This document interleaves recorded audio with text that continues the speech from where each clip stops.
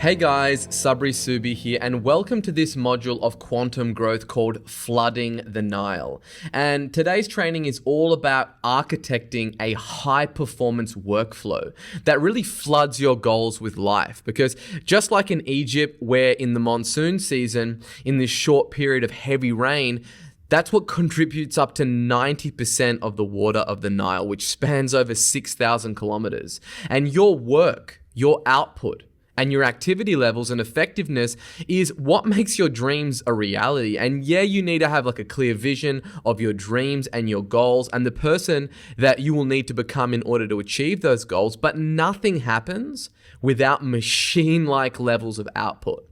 And before we go over exactly that, let's take a look at what we'll be covering in today's training. So we'll be covering architecting a high-performance workflow, then ruthless prioritization, godlike levels of output, deep work, decision fatigue, and machinery plus hacks. So first of all, architecting a high-performance workflow. What is the goal, right? Everything starts with the goal, the target, the outcome that you're optimizing for. And if you don't know where you're supposed to go, you shouldn't even move because you're just as likely to end up further away than you are closer towards your goals. And one of the biggest issues that I see with business owners and people in general is that they don't take the time to really understand the goal. They may be able to kind of rattle off a list of things that they're working on, but great business owners continuously ask the hard questions of themselves and really of their team to understand the nuances, the first principles that went into defining the target that they're actually trying to hit or the outcome that they're optimizing for. And the deeper that one can understand that, the more precise their path to the goal will be. And before you think about like increasing your output, you really need to be crystal clear on the goal that we're working towards. And you can do this by revisiting your dream farming worksheet. And if you're not clear on this, then you need to stop this training right now and you need to go and do that because there's no point really going and figuring out how to architect a high performance workflow if you don't know the goal. Because this training will just be absolutely worthless without that. And it would be like trying to create a map to just an unknown destination. So if you haven't done that, please stop this training and go and do that right now. Okay, now I'm going to assume that you already do have a clearly defined goal. And then once you do that, you want to break it down like this. So basically, it's all about, creating like your dream in years. Like you want to dream where you're trying to go to in years, right? Like, because when you're dreaming, it's like you're painting that future of like, a better outcome. And typically that's not going to happen in a month, right? This is kind of more long term. So you generally dream in years, you set goals in quarters, you plan in months, you evaluate your performance in weeks, and you execute like a madman violently daily. And once you've broken it down as such like that, and you've kind of got, okay, this is what I'm going to be going for the quarter. Let me plan out exactly what that looks like in the months. Now, let me see how I'm tracking towards those monthly targets in weeks. And then let me have a regimented day by day, or an hour by hour, really day plan on executing on that violently. Then it's about ruthlessly prioritizing, right? And all high performance business owners, they must prioritize. Like not once a month, not once a week, but rigorously and ruthlessly.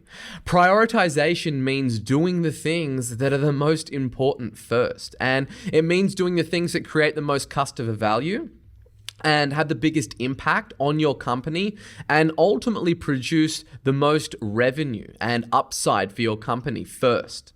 Okay? Now, prioritization can be broken down into two scopes. One is prioritization between projects. This is about determining what project that your company should do next that will have the biggest impact. And basically what I find is that people, they just spend too much time doing and not enough time thinking about the doing and really looking at where is it they're trying to go, how are they going to get there, and then what are the things, what are those small little hinges, and what are the areas and the impact areas of their business that they can really focus on that are really going to propel their company forward. And really just prioritizing on them ruthlessly. So the first scope of that is to be able to prioritize between projects and have a look and be clear that all projects aren't created equal and they're not all going to have the same impact. Then the second thing is prioritizing the work within a project. And this is about how efficiently that you can break down the constituent parts and execute a project. And you do that by applying the mental model of the 4% rule and having a look at what are the 4% of this different activity or this project that I'm working on that are going to result in 64% of the output and the effectiveness of this project. What are those really crucial, important points that I absolutely must nail? I must make them world class in order for this project to be effective. So let's first break down prioritization between projects. And that is really the question of what project will I invest in next? And answering this question, it may require some rigor, but the process isn't complicated. So let me break down each part of this. So prioritization between projects. First of all, you really need to estimate the long-term impact of each project and what it will have on the future of your company. Because the basis of all project prioritization is really the return on investment and the return on your time, which is measured as the amount of customer value that your company creates from a unit of time that you're going to be investing in this project. And your goal with prioritization is always to be doing the work that maximizes customer value created over time, i.e. the future of the company, as you're compensated in direct proportion to the amount of value that you create. And that's really the equation that you always need to be thinking about. And that's the long-term thinking, is that you are directly compensated for the amount of value that you create for your customers out there in the marketplace. And when you're sitting down and you're looking at all the different projects that you can potentially be investing your time in, the thing that you really want to be thinking about is the long-term impact, the second, third order consequences that it's going to have in you focusing on that. Then you want to estimate the return on investment for each project that you're going to be working on. What is the impact going to be? Are you going to be working on just producing some Facebook ads that may not have some extreme long-term benefits? They might have some really good short-term benefits, but what's the long-term impact? Do you know what I mean? Is that bettering your service delivery or the products and services that you sell or the distribution of those, whatever it might be? The next thing is to identify the units of resources required. How much time, how much money, how many team members are you basically going to need in order to basically execute on this plan? And then what you want to do is sequence the projects based on the impact that it's going to have on total customer value long term and the ROI that it's going to be generating for you.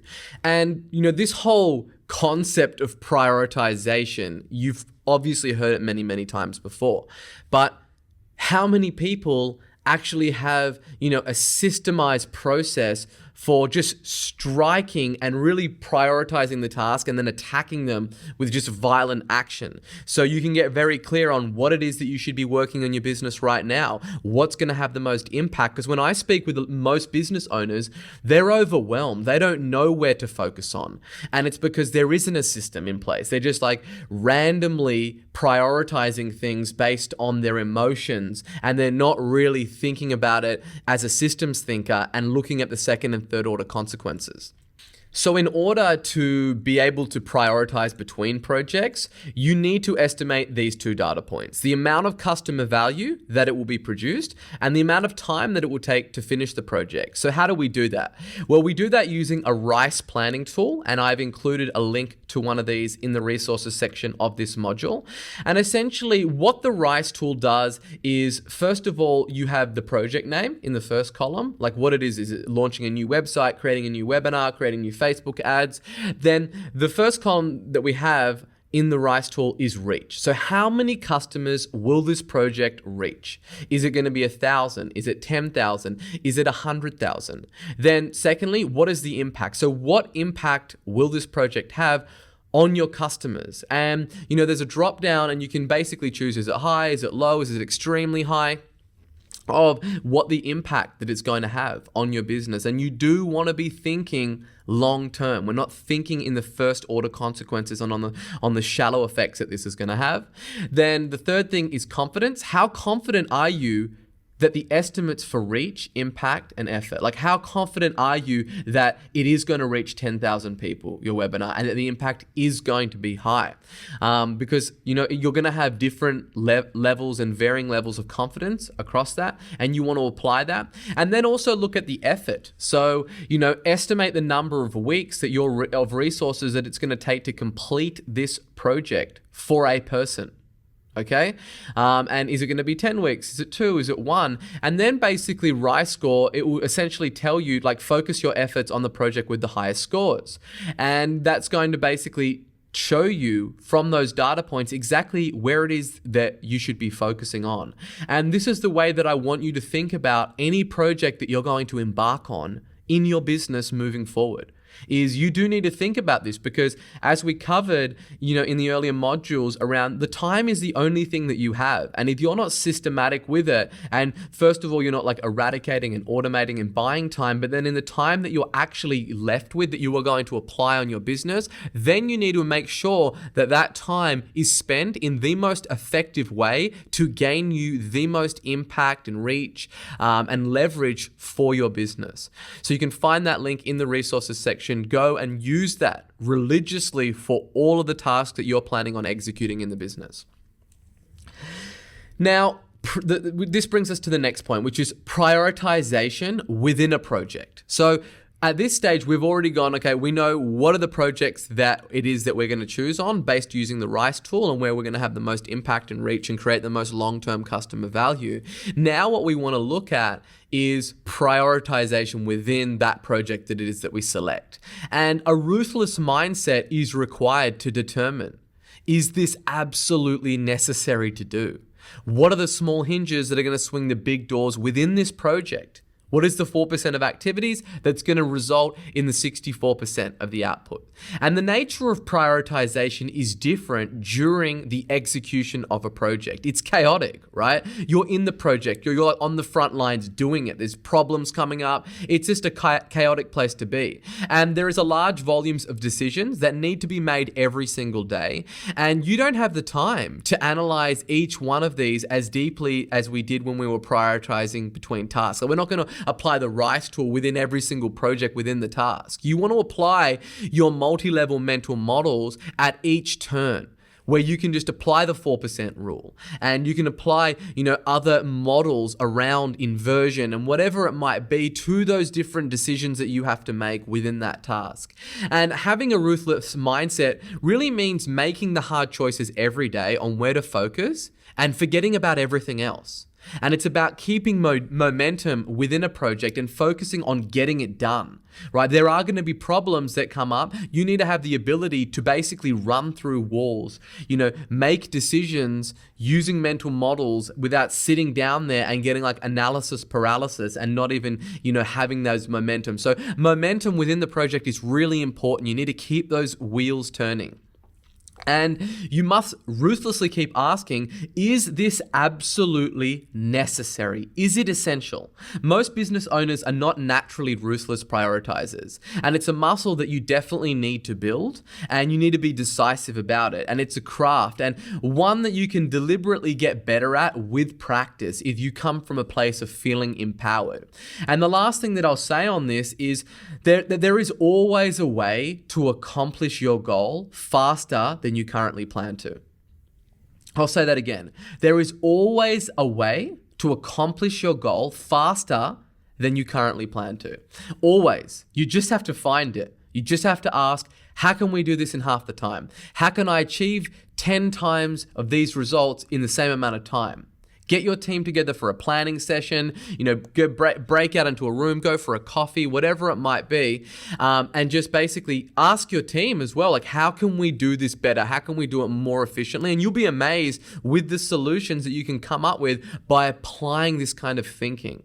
Trust me, you will find a way. It's something that I always do with my team internally in our offices, where, the last thing that you want to do is hire smart people and then tell them what to do. You want to use the hive mind and triangulate your views and try to come up with solutions. And the way that you do that is by sitting down with your team and asking those types of questions of how can we do this in half the time? Or how can we get 10 times the results or the levels of output in the same amount of time? And you'll be really surprised with what it is that you come up with. So they're the two things that you need to really be looking at. Now, moving on. Godlike levels of output. And this is really about, you're in the task now, you know what task it is that you want to work on, and then you're actually working on the things within that task that are important. And it's about, how do we just create godlike levels of output? How can we be an efficient machine that has all of our tools and our systems fully optimized like a high-tuned Ferrari, and we're just built for performance, right?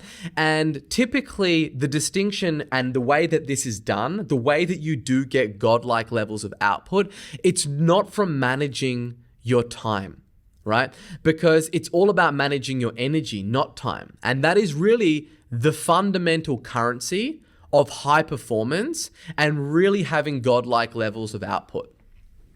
One of the most deadly pitfalls to productivity that I see people do is they really don't match the energy that is required to the task at hand. They think all the time is created equal. They have like 60 minutes and an hour, and it doesn't matter if that hour is at 9 a.m. or is at 2 p.m. And this is a fallacy, because energy, not time, is the fundamental currency of high performance. And performance, health, and happiness are grounded in the skillful management of energy.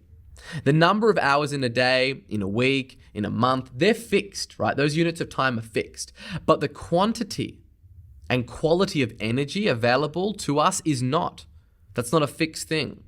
And it is our most precious resource, is really that energy that we can put into that unit of time. And the more you take responsibility for your energy, the more productive you will become. Look, it's easy to come into the office, sit at your desk, and just start checking emails. And before you know it, your whole morning has been hijacked by somebody else's to-do list. And then you finally get some time just before you're supposed to go home to work on the most important project, but you're just tired and you're not thinking as well, and you don't have as much mental RAM and horsepower behind what it is that you need to do. And people walk around with diaries and day planners and to-do lists and iPhones and iCalendar open and reminders and Slack notification and pop-up reminders on multiple devices. And all of those are, quote unquote, designed to help them manage their time better. But what they don't realize is that the constant bombardment of these things, they zap your energy and they really just suck it out of you. And that is the key here. It's energy. That's what we're talking about. And every one of your thoughts, your emotions, your behaviors, it has an energy consequence to it. Right? Just think of a time where you went to the office or you started your day and there was some big bombshell dropped on you, right? How did that affect your energy? Did you still have a really productive day, or did it kind of suck the zest out of you and then that day was just written off? Like if you're working like 5 hours straight on a project, but already lose concentration and focus after 2 hours, then that's not going to help you perform at what I call level 10, at your best, right? Where you're at your peak state.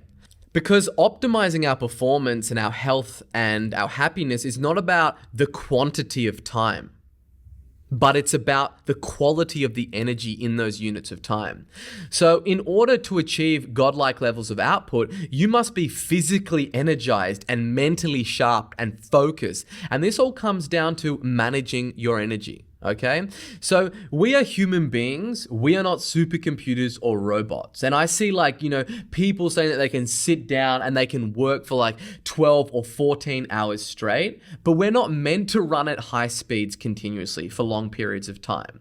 And science have already showed that if you sit down and you're working on a really intensive task, you're no way near as effective at hour 1 that you are at hour 4, right? It's a different human being. You got different levels of energy, okay?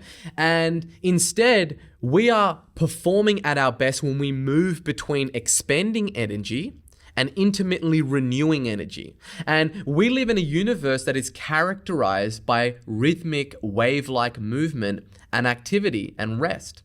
And like I covered in the earlier modules, the most famous rhythm which we adhere to is the circadian rhythm.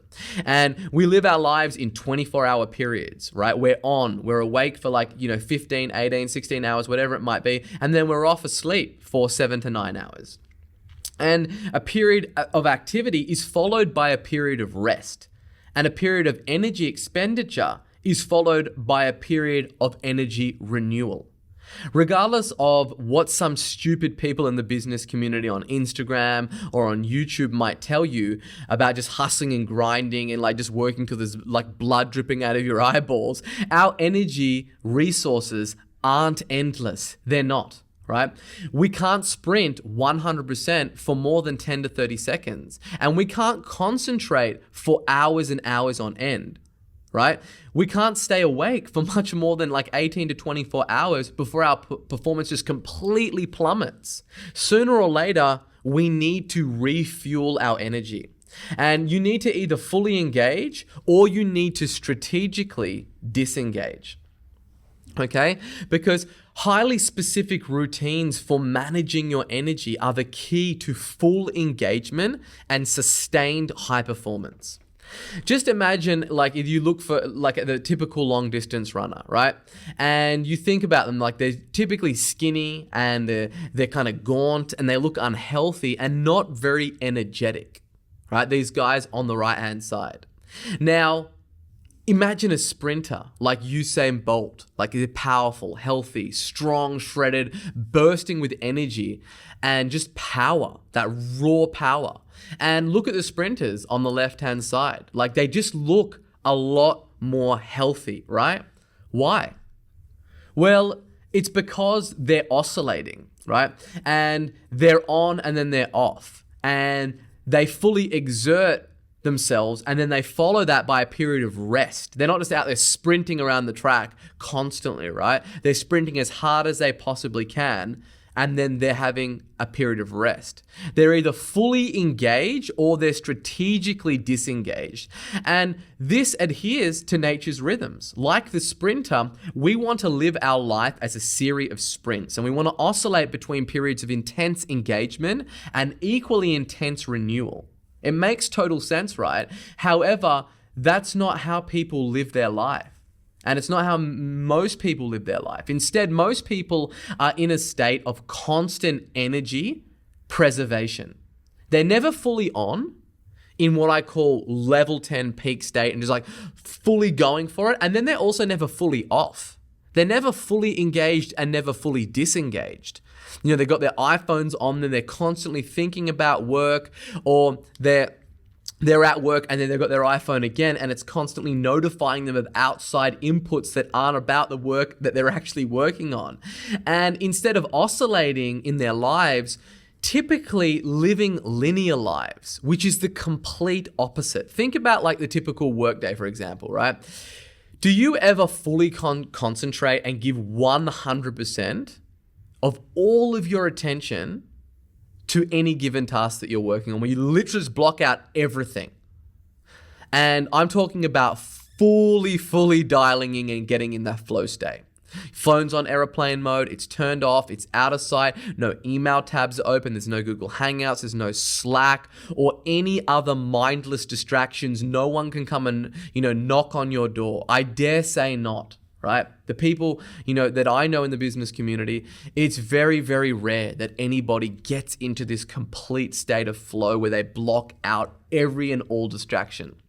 For example, most people look at breaks as a sign of weakness, and instead they work in a state of constant energy preservation for hours and hours on end.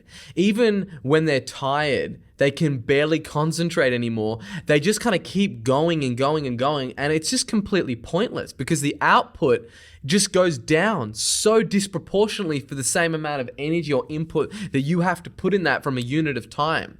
And they do that until eventually the clock hits 5:30 p.m. or 6 p.m. or 7 p.m. And then they go home and they binge on Netflix until they have to go to bed.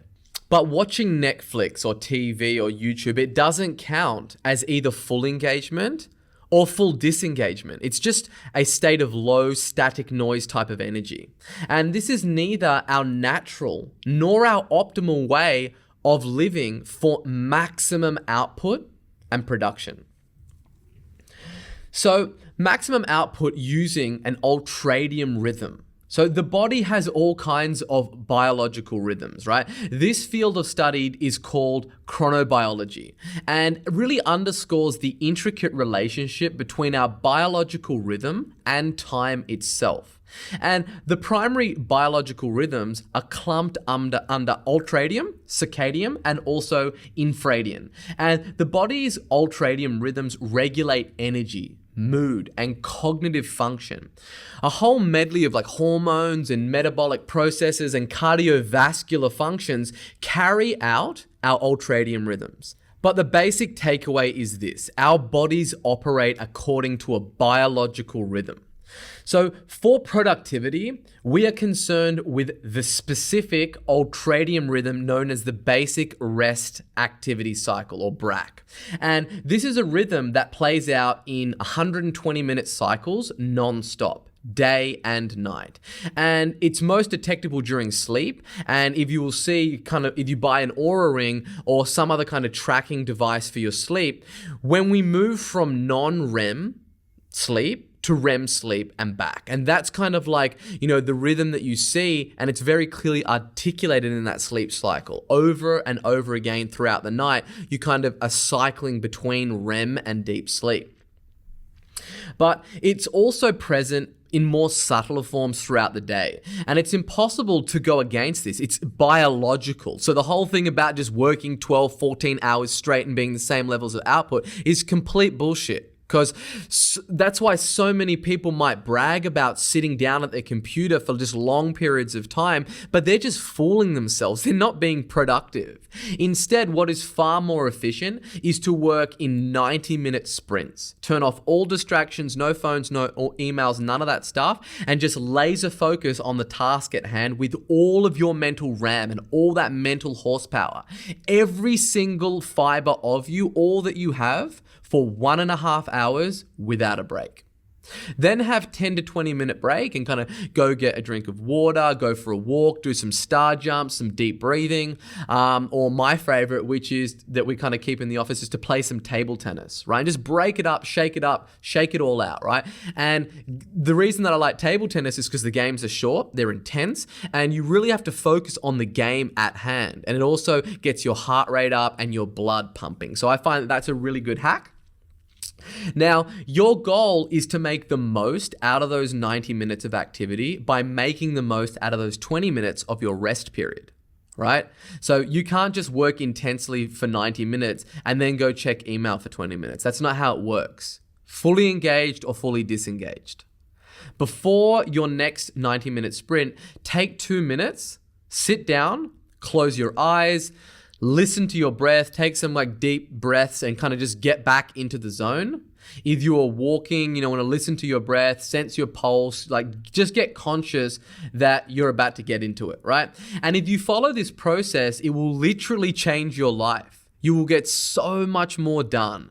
And the difference that it has on your output is seriously insane. Once I became aware of this rhythm and I started to build it into my daily output, it was just my output just went up ridiculous. It was insane. So definitely want to be, think about this rhythm and think about it with everything that you do, because we're living on a planet that everything adheres to a rhythm.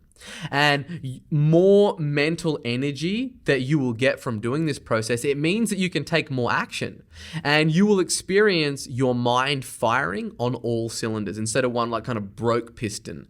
And you process information more quickly, and you're more creative, and you really possess an ability to synthesize your thoughts into whatever task that you're working on. And you become a very clean thinker because you're really manage your energy, and you're not just in this reactive state of chaos where you're not even knowing what to prioritize on. And then even when you do know what to prioritize on, you just think that you can work in like straight up like 10, 12, 14 hour blocks on something.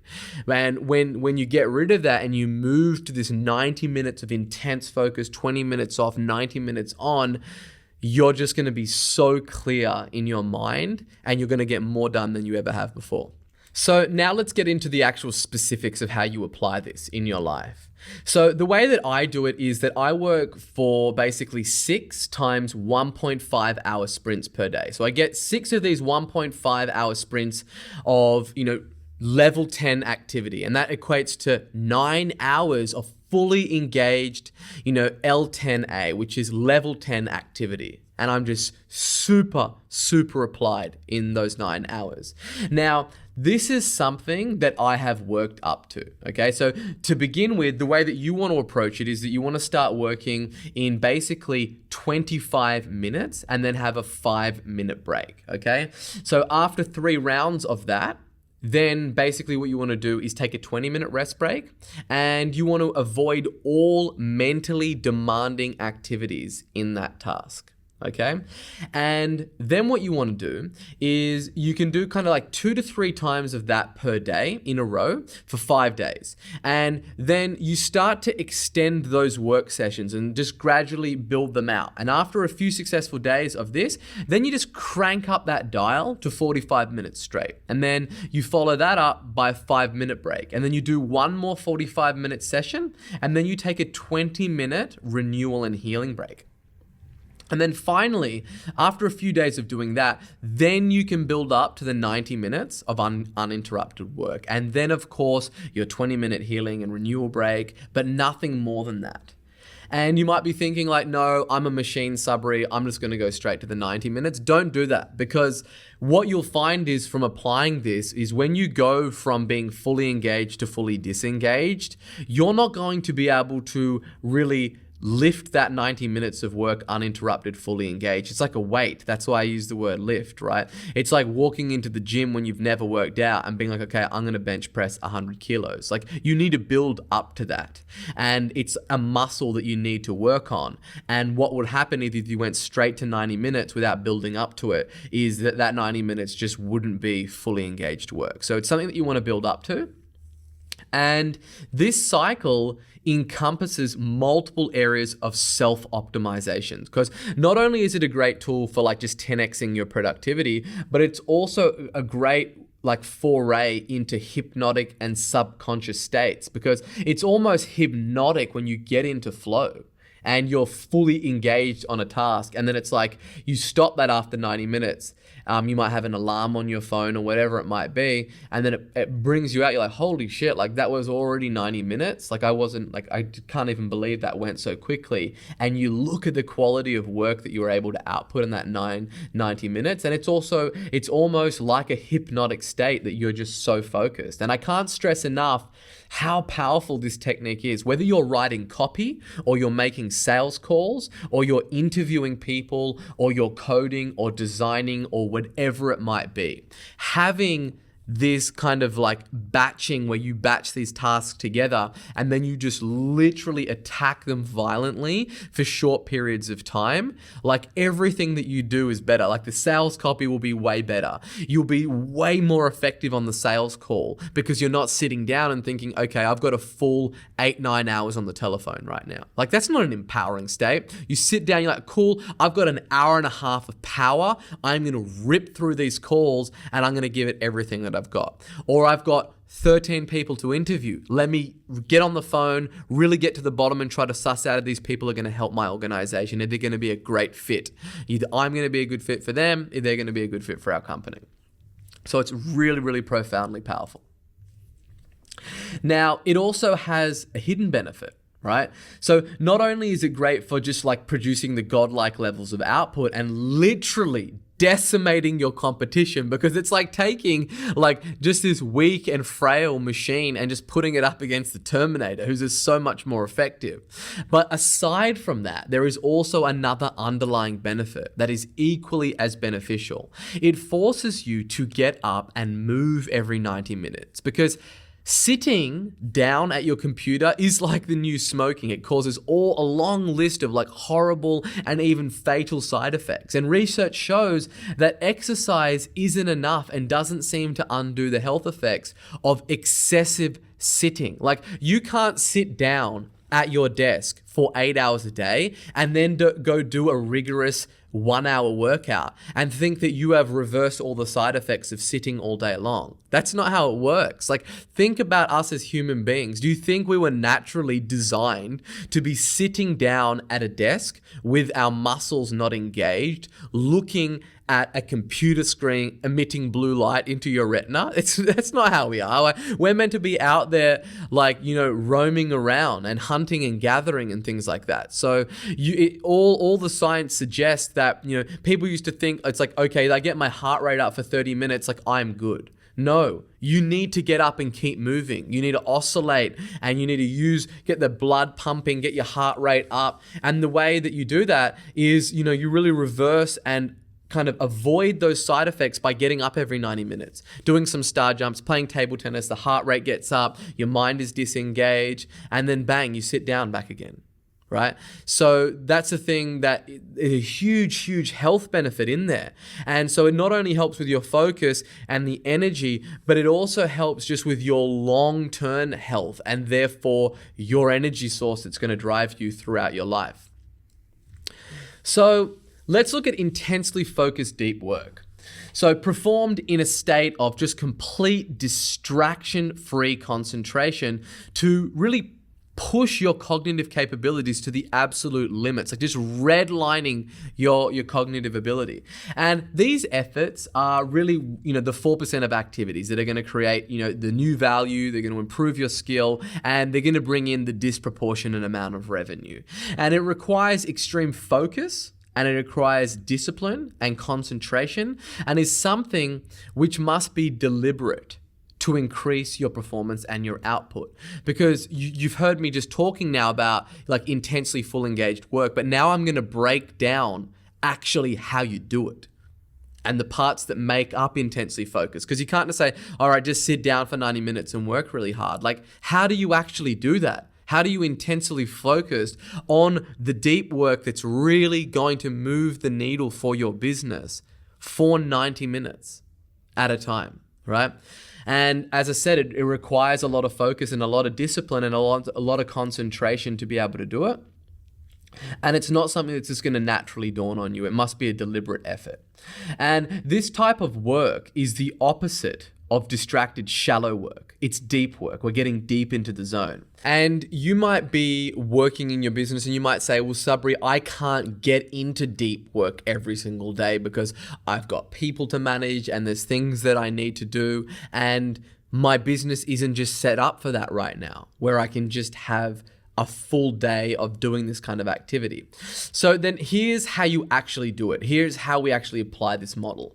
So you have a standard day, right, which starts at your normal time for your deep work days. And you're going to basically have a certain few days of the week that you do this.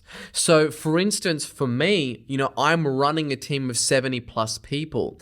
I can't do this level of work every single day. So I have designated days that I do my deep work. So, but before we dive into that, essentially on your deep work days, you want to be asking yourself when and where. So you need to have repeated locations and you need to have repeated time frames. It can't be like, I'll just get to the deep work when I get to it or when the time frees up on my calendar. That's not how it works, right? You need to have it repeated. It needs to be locked in. It needs to be on the calendar. You need to be consistent with how you'll work. 90-minute blocks and then your gap, 90-minute blocks and then your rest and renewal period. right? And then supplementation and support, like methods for gathering materials, organizing your work, and really structure of your work. Because how do you create an environment where it is free of distraction and you can just go and gather all of the information that you need to sit down and apply yourself for 90 minutes straight? And how do you organize it all? Right? This isn't like go with the flow work, right? That's not how this works. This is working on the important stuff, right? This is focused, intense work. And in order to do it, you must drain the shallows. And the shallows is the space where your short-term attention spans play and stretch and really play havoc. And it's kind of the non-cognitively demanding admin and logistical style tasks, often performed in a chaotic state of just distraction and noise. And these are busy activities that keep you feeling busy, but don't create new value or like move the money needle in your business. And this is where most people spend the majority of their energy, in the shallows. They multitask. They give in to distractions. And they give the same amount of time and energy towards any and all tasks that they encounter throughout their day. And they produce mediocre results and limited value creation. And when you're going up against an intensely focused, ruthless, prioritizing, deep working ninja, right? They get slaughtered because they're just so less effective as an entrepreneur and as a business builder. And while they're like burning their time or constantly have got like their email tab open or Slack or GChat, or they're running errands, or they're checking Facebook and Instagram and the text messages that come in, or they're talking with colleagues all the time and gossiping and with their coworkers and all that kind of stuff, the ninja has a Terminator gaze on their goals. And they're just running through walls and just working in sprints intensively. They're prioritizing on the major tasks. And then when they get into the zone on a task, they are just like producing godlike levels of output. Like, how can the average civilian business owner ever compete with somebody like that? They can't. And that's why they get slaughtered.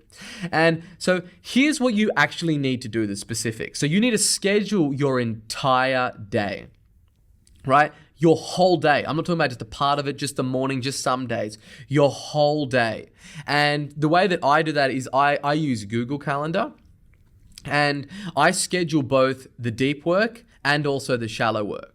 So you will have to do like some shallow work, right? There will be an area that you do have to engage in some shallow work if you're running a business and managing people, human beings. For me, that work is done on Mondays and it's also done on Fridays. So I have batched all of my meetings on a Monday or on a Friday. So then what I do have is Tuesday, Wednesday, and Thursday, which are my deep work days. Right? And I know that nothing's going to come and mess with that on my deep work days. Okay? And I plan what I'm doing on those deep work days the day before, every single day. I know exactly what I'm doing on that deep work day the day before it happens. And no one is allowed to book time in with me. They cannot come and interrupt me. They cannot give me, like, oh, do you got a meeting for this bushfire? Nothing. I close all the doors, which are soundproof, and I close the curtains. I close email, I turn off my phone, I plan some ambient deep focus music, and I just work like a maniac, right? I don't fuck around with anything, right? This is my life. And even if you haven't gathered already, I take my time and my work very, very seriously. So the way that I've structured it up is meetings on Mondays, and I do deep work from the office on Tuesdays. And then Wednesdays, I work from home and I lock myself in a room. And nothing can even, there's no remote, there's not even, getting up. And when I go to shake it off, I don't get distracted by anything. And then I do another, followed by another day of deep work on a Thursday. And then on Friday, I do all the meetings with my team and my managers and everybody that I need to meet with. And that's my process. And this is what works for me. It's going to be different to you. You need to think about what your plan is and how do you structure your day and what does that look like. But it's got to be in the calendar. You can see like my entire day is scheduled. You know, whether it's like, okay, wake up and commute, then you hit the gym, then I read copy every morning, have my coffee. Even my coffee is in on my calendar. You know what I mean? It's like, so I don't get like caught up reading some sales copy and then like I might have my coffee at 8:30 and then my whole day is derailed. Like I don't take any chances with this shit, right? Then the deep work begins. And then, I plan tomorrow at 3 p.m. And then, I have to pick up my daughter from school. And then I've got all these different things, right? It's all planned in there, all the meetings, all my free time, when I go to bed at night, when I wake up, it is all in this thing. Fully optimized, regimented. If it is not on my calendar, then it does not exist. And, you might think that this is just over the top, like this is like a machine. It's not. You have to think of those units of time that you have and how important that they are to you. And for me, wasting 15 minutes is an absolute crime. And it's something that I just don't engage in. And when I do disengage, I'm fully disengaged. So when I come back, I'm at peak level 10 energy and I am producing godlike levels of output. And if you like this concept of deep work and really kind of how do you get really, really focused in a world full of distractions, there's a fantastic book by Carl Newport called Deep Work. I highly suggest that you go and buy it and read it. It's fantastic. And it's really about the importance of focus and concentration in both work and also in our personal lives.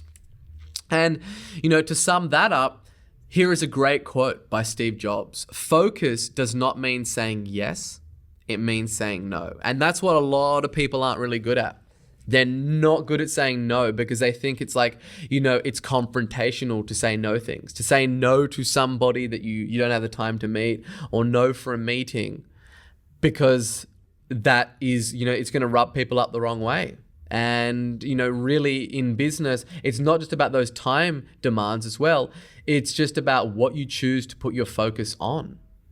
And it is much more about saying no than it is about yes. So it's much more about saying, no, I'm not going to engage in that activity because it's the opposite of focus, rather than saying, yes, I'm going to do this because it's focused work. It's all about elimination, right? And inverting that distraction and cutting all the distraction from your life like waste. Now, this brings us to the next point, which is decision fatigue.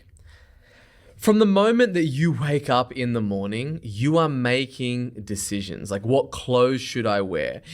What should I have for breakfast? Or what audiobook or playlist should I listen to? You've already made a ton of decisions by the time that you arrive at work or you arrive and sit down at your desk, and your day is just getting started and you've already made all these decisions, right? And these are all mindless decisions and questions that are popping up in your brain that are taking up and zapping your mental RAM.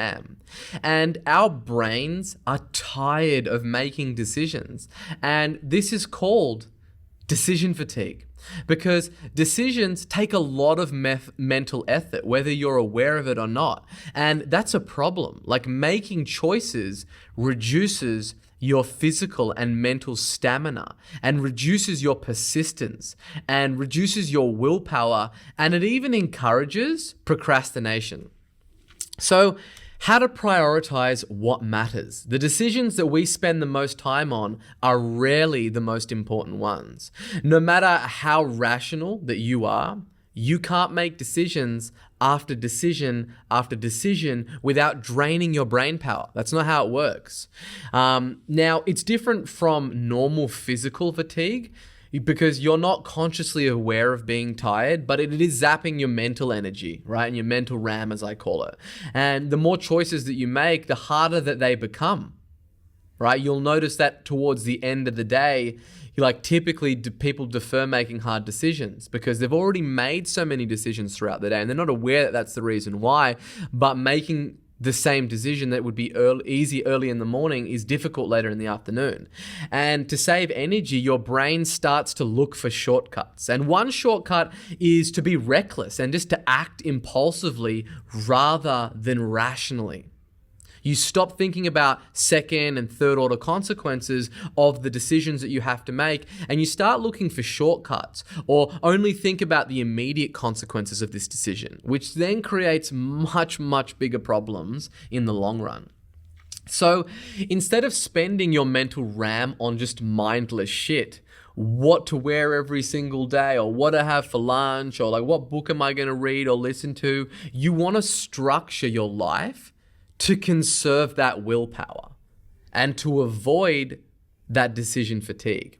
And you want to establish habits and routines and schedules that eliminate the mental effort of making choices. For example, instead of like deciding every morning whether or not that you should exercise today based on how you feel, set up regular appointments to work out and have what exercises that you'll do and with whom you'll do it with. Like for me, I work out at F45 because I know the days that I'm going to work out and I wake up and I go there and I don't even need to think about what am I going to be doing today or what did I work out yesterday? It's all done for me. I don't need to use or make any decisions about any of that stuff. Those guys there can do it. I know that I'm going to get a brutal workout when I go there every day. Okay? So instead of counting on willpower to remain robust all day or all week, you need to conserve it so that it's available to you as a resource for the important decisions that you're going to need to make. Because as business owners, we're literally making hundreds of decisions a day that can have huge, profound, and grave consequences for the future of our businesses. Right? And wasting that mental power on trivial things, it literally makes no sense at all.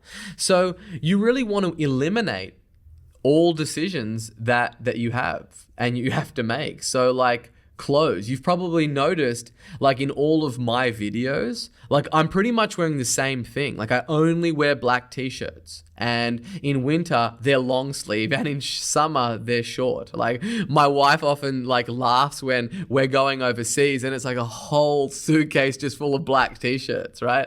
I've got like 3 pairs of pants and 2 pairs of shoes, and I refuse to waste my precious mental energy on what I should wear every day or having some fancy Gucci belt or something stupid like that. Like I just have it robotic. It's like I open up my cupboard and it's like, I don't even need to think about what I'm going to wear today. I literally just pull out a black t-shirt and bang, I'm ready to rock and roll. Food. So I have somebody come and make me my meals. And she has a number of meals that I like and I don't need to make any decisions around this. She doesn't need to ask like, what do you feel like today? It's all set out. And it's the same every week. And she'll have a whole bunch of meals that she can rotate in there. And I don't care which one is what. She just makes them for me, right? My workouts, as I mentioned, I work out at F45 on the same days every week at the same time. No thinking, right? I just go there, get it done. Even small things like my keys, like for my car, right? I put them on a special place in my house with my wallet, with my watch, so I don't need to run around my house in the morning wondering where I've left my keys. My calendar, as I showed you before, everything that I do is on my calendar. I never need to think or wonder what is it that I have on today, right? My professional fixer, my PA, she manages that for me. Everything goes in there. All the notes on everything is on every single meeting request or any task, any resources that I need. It's all in the one place. I don't need to be scattered around trying to get information and make decisions. I simply wake up and then I look at my calendar and I know what I have to do on that day. No decisions. Right? I conserve all of my mental horsepower to working on important tasks. And visually, this is what it looks like. This is basically like my working day as a life. These are the tools that I need. Do you know what I mean? I've got black t-shirts. I've got, 2 pairs of shoes. This is my calendar. I drink just plain black coffee. I have my meals. I drink water. Because it's not just these decisions. Like many people are constantly distracted throughout their day, mindlessly checking emails. They're quickly scrolling through Instagram and Twitter while they're listening to something. And the average person switches between tasks over 300 times a day. And this is just during work hours. Like, imagine if you just watch like a video camera of somebody's eyes and how erratic that they are, just like switching between tasks all day. And each of those decisions has been proven to eat away at your willpower. Eventually, you hit a wall and you get that decision fatigue. Now, you might be thinking like, shit, Sabri, that is all like very dull and boring. Like, you only wear black shirts and like, look how simple things is. Well, for me, like, I really want to clear my life to make it so that I have to make as few decisions as possible about anything except how to best reach my goals and where it is that I am trying to go and who it is that I am trying to become.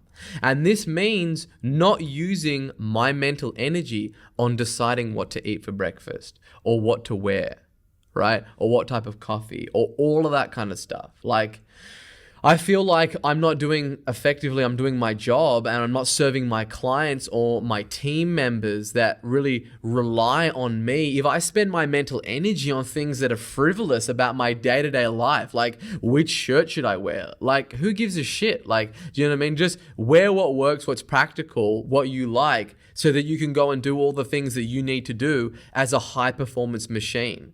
Because you can't have a life that is cluttered with all of those things and then still think that you're like really getting like the same level of output from somebody who doesn't have all that bloat and that clutter. And I'm not the only one that shares this view. Obama only wore gray and blue suits. Steve Jobs wore the same black turtleneck top and blue jeans every single day. And there's countless other people who engage in the same activity. Like, do you want like the leader of a company, like leader of a country like Obama, like having 50 different types of suits that he has to choose from? Like, he's very clear on what the decision fatigue was for him, and picking like, you know, either it's a gray or a blue suit, it's just like yes or no. Do you know what I mean? And it's not worried about, oh, let me wear this pin with this one and these socks. Like, it's just not an effective use of your time. And so really, when it comes down to, like, we spoke about sleep, and we spoke about diet, and we spoke about exercise and environment, and really building moats, right? And kind of distraction through subtraction. And I've gone over those in the last module where I broke down each different element, but we didn't get to the tools. So now I want to actually, most people start with the tools, and there's a conscious effort why I have it at the bottom of the pyramid. Right? It's no way near as important as all the other stuff. But your tools are definitely very important in terms of what your outputs are, but they're the least important out of everything. So let me just run you through my tools. So let's talk about machinery and let's talk about hardware, like PC or Mac. It doesn't matter what it is that you use, make sure that it is fully spec'd out. I use an iMac Pro. It costs $8,000 plus, but this thing is spec'd out to the heavens. It is a high performance machine. Just as a carpenter or a tradesmith or a tradesperson is not going to use like a blunt saw all day long, my computer, my machinery is responsible for my output. It is the number one machine that I use in order to do my tasks. And if, the hardware on it and the operating system and all that stuff it lags in between apps 2 or 3 seconds because it's not fully spec'd up, that is really limiting my output. And that adds up and has a huge, profound impact over a day, over a week, over a month, over a year, over a decade. So whatever computer, whether you like Mac or PC, I don't care. Go out there and spend the money. Get the best of the best, fully spec'd out like a high performance machine. You might be like, oh my God, why would I go and spend $8,000 on a computer? Think about how much time you spend on your computer. Look at the King's audit. Look how much time is worth to you, and think about what a saving of an extra hour of output per day would be worth to you in time over the course of, a month, over a year, and you'll see that $8,000 is an absolute pittance to the amount of extra money that will make you in terms of your output. The second thing is double your mouse speed. Put your mouse speed to the fastest that it possibly goes. If I ever have to sit down at somebody's computer and they've got their tracking speed on their mouse at half, it's what are you doing? Seriously, what are you doing? Like, it's like you're like trying to run a marathon in wet quicksand. Like, it's the most ridiculous thing ever. Because if you're thinking about like the productivity from, your output on your tools, the things that affect it most is how quick your computer is, but more so than that, like once you've got that ticked away, is how quickly that you can navigate around that interface. And that is largely dependent on your mouse, right? And it's going to take a while to get used to. It's going to like, whoa, the mouse is going everywhere. And it's a small thing, but it's ridiculous, the output levels. And then the second thing beyond the mouse, so that plays a huge part. And then the next thing is like typing. Okay, so make sure that your keyboard that you use has the number pad on the right hand side, because it's easier to get to and it's quicker and allows you to quickly calculate things. And typically as a business owner, you're going to be doing a lot of calculations. Then once you've got that keyboard, the next thing that you really want to focus on is your typing speed. It's between your mouse speed and your typing speed that really just depicts so much of the output that you're able to do whilst you're working on the machine. Now, the average person types between 38 and 40 words per minute. And that translates between like 190 to 200 characters per minute. However, professional typists, they type a lot faster than that, right? On average, they type between 65 and 75 words per minute, right? Double the output. And everything that you do is typing, like emails and copywriting and browsing around the web. So you want to get faster at it and you want to deliberately practice it. You can just type in online typing test and spend 15 minutes per week practicing your typing speed.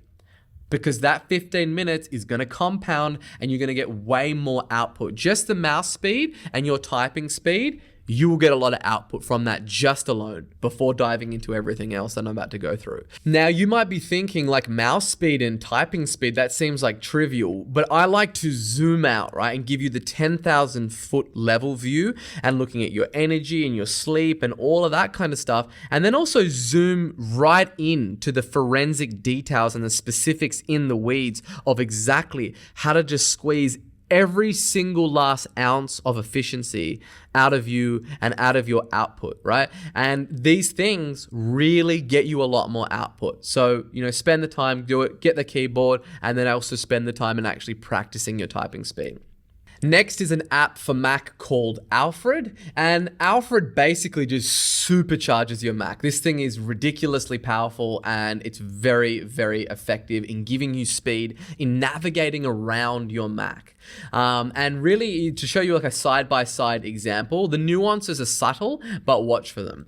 So essentially, this is Alfred, and it replaces like the spotlight feature on Mac. And look at the quickness and what it brings up in the search results. So I type in P, and I got all the different P apps that come up. S, got Sonos and Spotify and all of those. Where they use Spotlight, and I type it in, like it takes longer. But not only does it take longer, but if you look at the results that it brings up, they're no way near as good.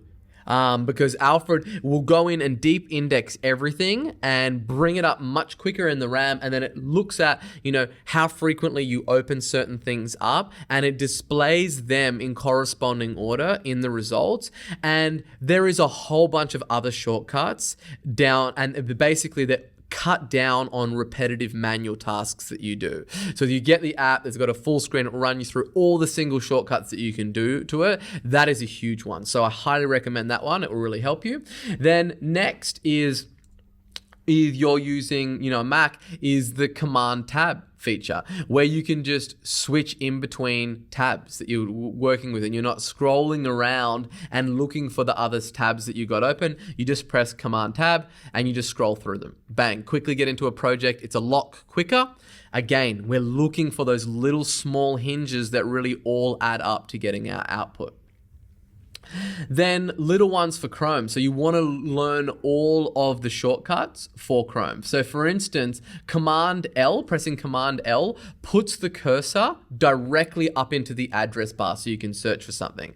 So again, you're going to be searching for things on Google multiple times a day. You do not want to be getting your mouse, going up to the address bar, clicking it and just type. Just Command L, start typing, enter, bang.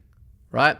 Or if you press Control, Shift, and Tab, it takes you to the previous tab in Chrome. So you can just switch between tabs without clicking on them again, right? We're looking for those small bits of efficiency.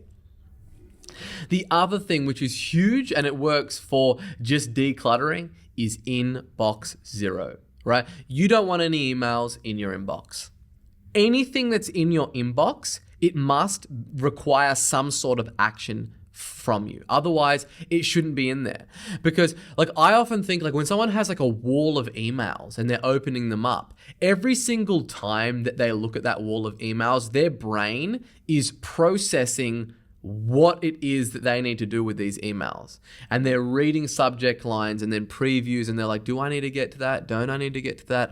I don't know. They're using their brain power and they're going to hit that decision fatigue. And it all adds up where it's like, if you look at your inbox and there's one thing in there, it's like, bang, I need to get onto that, click in there and just get it done, archive it and get it the hell out of your inbox.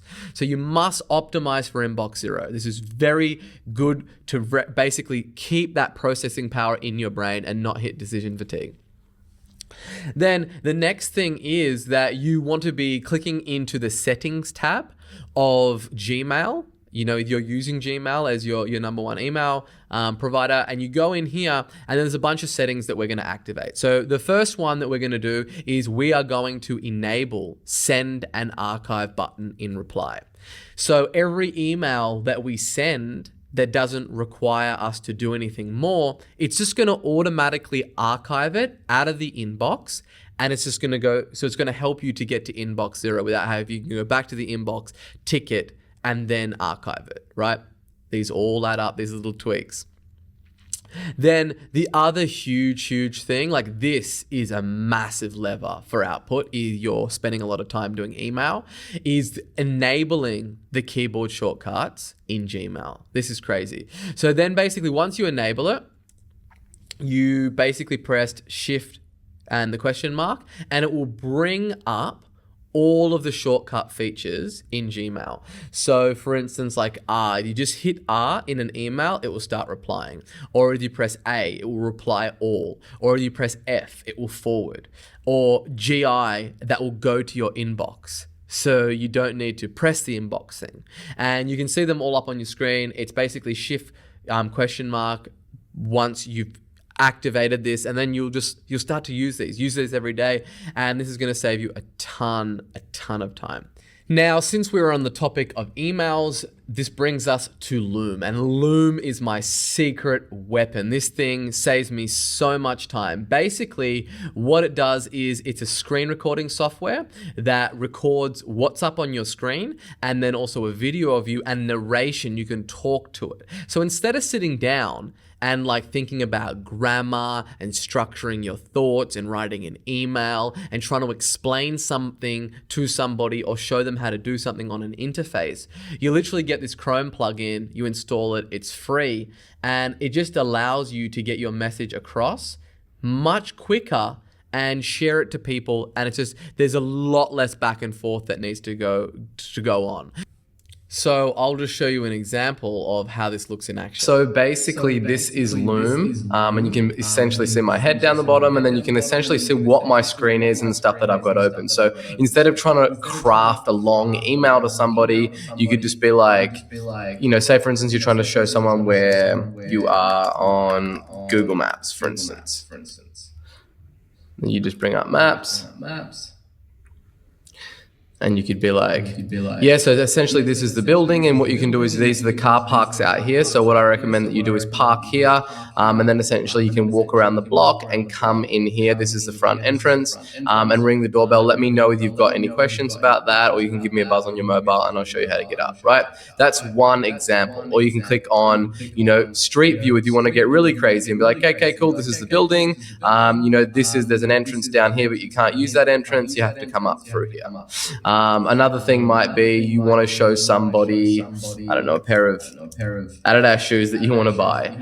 You could send them the link, but there might be certain different things about the different types of shoes, and you'd be like, okay, cool, I want this one, or I want the one with like the black trim down the bottom and not just the white trim. So this is like literally takes no time to do, and it will save you a ton Again, seems trivial, but that will save you a ton of time. And it's specifically good when you're talking about, if you want to show somebody like the interface or something on a software or where to find something on Dropbox or whatever it might be. It's something that you will find yourself using in all different areas of your life, and you'll be very thankful for it. The next thing is got-a-minute meetings. These things are hell on earth. And when you're growing and scaling a team, if you don't have this blocked out time, what you're going to find is that, when you're building a team and managers, like, you're going to see people when you go play table tennis or you go get a drink of water or you go to the bathroom or whatever it might be, they're like, hey, do you just got a minute? The little got-a-minute meetings. And they're like, it's like getting death by 1,000 cuts, these things, because they seem so innocent and it's just a meeting, right? It's just got a minute, right? So instead what you want to do, you want to kill these things. And the way that I got around it is that I structured a thing on Calendly where I've just got 5-minute meetings, right? And it says, like, so in either anybody's got a minute that they want to talk to me about, they have to schedule it. It has to be booked in. And they need to have the points that they want to discuss written down and ready for a quick and punchy 5-minute meeting. So when they actually go and they book it in on my calendar, it will actually ask them questions like, what is this about? What will we be discussing? So it just keeps it bang on task. 5 minutes is the smallest interval that I could do. And typically the minute meetings is never a minute meeting, right? It's at bare minimum 5 minutes, and I keep them to 5 minutes. And you want to have dedicated time of shallow work that you can get those things answered for your team, because you do have to be accessible. You can't just be like a monk that no one can ever come and talk to. You still need to be accessible to be able to help and lead your team, but you need to do it in an organized fashion. And this is a great way to do it. You just get it set up, it's automated. And then I just briefed my entire team where it says, like, if you ever want to talk to me, this is the way that you do it.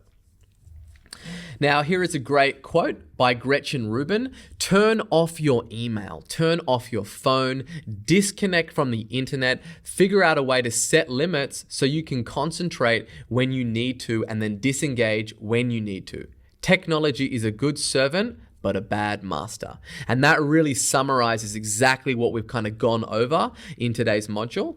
And the resources that you can use for this module can all be found in the resources section. I've included an all-in-one ultimate keyboard shortcut cheat sheet that has all the single kind of shortcuts that you would need for a Mac and also for a PC that are really just going to help optimize the way that you operate your machinery. Then you'll also have the RICE tool that you can prioritize in between the tasks that you need to focus on and really just have the output that you need on the tasks that matter most in your business. Now, today's action items is to ruthlessly prioritize. It is a muscle. You need to train this thing, and you need to be aware that this is something that you're going to actively start practicing in your business. The second thing is manage your energy, not time.